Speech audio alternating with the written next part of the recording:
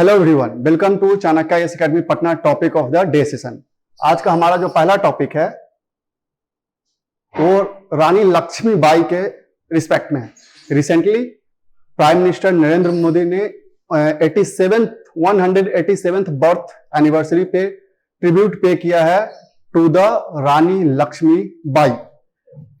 She was a brave warrior who played a brave role during the revolt of 1857, and for her brave role she is known in all over India today. अब बात करते हैं रानी लक्ष्मीबाई के बारे में। अभी recently उनका 187th birth anniversary पे उन्हें ट्रिब्यूट पे किया गया है।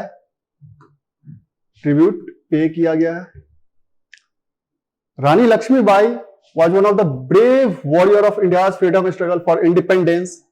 Was born as Manikarnika Tambe in Varanasi. When she got married with Gangadhar Rao Newalkar, Maharaja of Jhansi, then she got name of Rani Lakshmibai. After marriage, the Rani Lakshmibai and Gangadhar Rao Newalkar has no natural legal heir, so they adopt the Rao's cousin son named Anand Rao, whose name was later renamed as Damodar. But soon the Maharaja Gangadhar Rao died due to sudden illness, and the East India Company, under the doctrine of lapse policy, annexed the kingdom of Jhansi, the princely estate of Jhansi. And after this, the role of Jhansi played a very brave role in the revolt of 1857. Basically, doctrine of lapse, if we talk about doctrine of lapse, it was an annexation policy which was followed by Lord Dalhousie during his governor generalship period from 1848 to 1856. Under this policy, if any princely estate who is under direct or indirect control of East India Company have no natural legal heirs, then the kingdom got annexed by East India Company under the doctrine of lapse policy. Under this policy, the adopted son has no right over the kingdom. Means adopted जो सन होते थे उन्हें राजा घोषित नहीं किया जा सकता था, उन्हें नेचुरल लीगल हायर होना चाहिए। देन ओनली वह डॉक्ट्रिन ऑफ लैप्स के अंदर में नहीं एनेक्स किए जाते थे। और इस डॉक्ट्रिन ऑफ लैप्स के अकॉर्डिंग बहुत सारे जो प्रिंसली स्टेट्स है उन्हें एनेक्स कर लिया गया था, लाइक आप Satara, Sambalpur, Jaitpur, and finally Jhansi also got annexed under this policy of doctrine of lapse.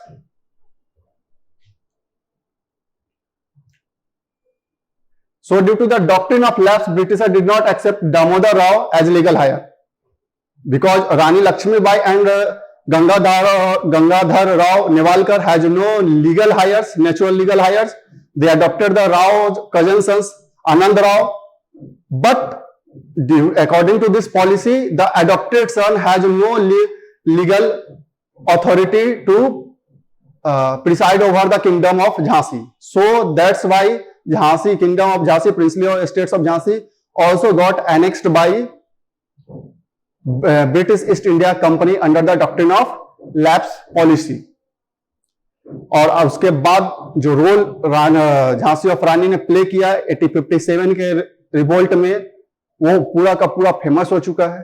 And that's why she is known for his brave role played during the revolt. और फाइनली रिवोल्ट ऑफ 1857 में huge Ross जो captain रहते हैं, commander, उनके साथ जब उनका fight होता है 1857 के रिवोल्ट में, एट दैट टाइम वो उनका डिफीट हो जाता है, वो वीरगति को प्राप्त हो जाती है रानी लक्ष्मीबाई। और अभी रिसेंटली उनका 187th बर्थ एनिवर्सरी पे प्राइम मिनिस्टर ने उन्हें ट्रिब्यूट पे किया है। So that's all about Rani Lakshmibai. Our next topic is about Prime Minister Kisan, PM Kisan. Basically एक पॉलिसी है, also known as Prime Minister Kisan Samman Nidhi. Recently, under this policy, 11th installment of PM Kisan has been transferred to the farmers. But according to the report, there has seen a decline of 67%. जो fund दिया जा रहा था उसमें 67% का decline दर्ज किया गया है इन 11th इंस्टॉलमेंट। अगर बात करें हम पीएम किसान सम्मान निधि क्या है, तो basically is a central sector scheme. There are two types of scheme generally. One is central sector scheme which is totally funded or completely funded by central government, and another is centrally sponsored scheme which is partly funded by central government and partly funded by state government. But central sector schemes 100% funding from the government of India. The main objective of PM Kisan is to supplement the financial needs of the farmers in procuring various inputs to ensure proper crops health appropriated commensurate with anticipated farm income. इसका main M यही था PM Kisan Samman निधि का कि जो farmers का जो need है, जो उन्हें फाइनेंस का नीड है इन द फार्मिंग सेक्टर, उसे फुलफिल किया जा सके। फार्मिंग में जो उन्हें इनपुट्स चाहिए उन्हें खरीदने के लिए उन्हें फाइनेंशियल सपोर्ट प्रोवाइड किया जा सके, ताकि जो गवर्नमेंट ऑफ इंडिया का जो एम है कि बाय 2022 जो फार्मर्स का जो इनकम है वो डबल करने का, उसे सक्सेसफुल किया जा सके। So to provide financial needs और financial support to farmers, the PM Kisan Samman Nidhi has been launched.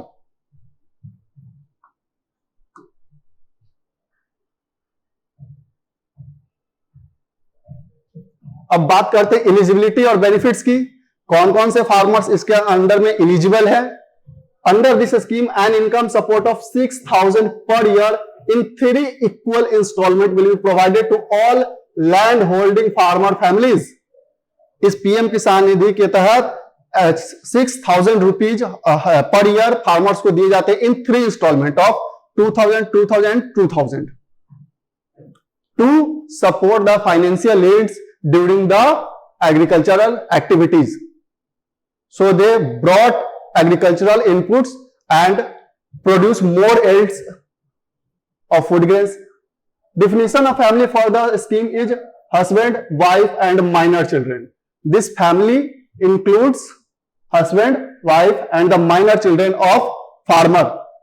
State government and UT administration, Union Territory Administration, will identify the beneficiaries under the scheme. जो state government है, जो union territories के government है, जो administration है, वो वहां के बेनिफिशियरी को आइडेंटिफाई करते हैं, देन उनका लिस्ट भेजा जाता है और उनके अकाउंट को पीएम किसान सम्मान निधि से डायरेक्ट लिंक करके उन्हें फंड ट्रांसफर किया जाता है डायरेक्ट उनके अकाउंट में, जो 3 इंस्टॉलमेंट में जाता है 2,000, 2,000, 2,000 करके इन 1 ईयर। अब बात करते हैं एक्सक्लूजन कैटेगरीज कि कौन से ऐसे फार्मर्स हैं जो एलिजिबल नहीं है फॉर पीएम किसान सम्मान निधि। तो बड़े बड़े जो जमींदार होते हैं, ऑल इंस्टीट्यूशनल लैंड होल्डर्स, जो बड़े बड़े जमींदार होते हैं, they are not eligible for PM Kisan Samman Nidhi. Farmer families which belong to one or more of the following categories, for example farmer and present holder of the constitutional post. वैसे कुछ farmer families जिनमें कोई ऐसा उनका परिवार का सदस्य जो कॉन्स्टिट्यूशनल पोस्ट होल्ड करके रख रहा हो, उन्हें यह बेनिफिट नहीं मिल सकता, पीएम किसान सम्मान निधि का बेनिफिट नहीं मिल सकता। फॉर्मर एंड प्रेजेंट मिनिस्टर्स हो, स्टेट मिनिस्टर्स होते हैं, सेंट्रल मिनिस्टर्स हो सकते हैं, राज्यसभा के मेंबर, लोकसभा के मेंबर, इन सबको ये बेनिफिट नहीं मिल सकता। और present mayors of municipal corporation, former and present chairperson of district panchayat are also not eligible for PM Kisan Samman Nidhi. All serving और retired officers and employees of central and state government, जितने भी रिटायर्ड और गवर्नमेंट एम्प्लॉयज हैं either central government के और either state government के, they are also not eligible, excluding multitasking staffs, class 4 and group D employees. All superannuated and retired pensioners whose pension is above 10,000, if their pension is above 10,000 or more, they are again not eligible for this PM Kisan Samman Nidhi. But again, multitasking staffs, class 4, group D employees are eligible under the PM Kisan Samman Nidhi scheme. All person who paid income tax in last assessment year, suppose इस साल उनको अभी इस year का PM Kisan Samman निधि दिया जाना fund, और अगर कोई पर्सन उसने लास्ट असेसमेंट ईयर में टैक्स पे किया हो, देन उसे पीएम किसान सम्मान निधि का बेनिफिट नहीं मिलेगा, क्योंकि वो एक टैक्स पेयर है, तो उसका इनकम काफी हाई होगा, दैट्स वाई वो पीएम किसान सम्मान निधि का बेनिफिट नहीं ले सकता। अब बात करें professionals like doctors, engineers, lawyers, chartered accountant, architects, these professionals have high income, that's why they are also not eligible for PM किसान सम्मान निधि। तो बेसिकली ये न्यूज में इसलिए था कि रिसेंट में जब 11th इंस्टॉलमेंट इसका पे किया गया है, उसमें 67% का डिक्लाइन दर्ज किया गया है। पीएम किसान सम्मान निधि है क्या? तो बेसिकली एक सेंट्रल सेक्टर स्कीम है to provide support to farmers in farming activities basically, और ये सेंट्रल सेक्टर स्कीम है, दैट्स व्हाई ये 100% फंडेड बाय है सेंट्रल गवर्नमेंट। सो ये आज हमारे दो टॉपिक्स थे। That's all for today, thank you. Don't forget to like, share and subscribe to our channel and press the bell icon to never miss an update.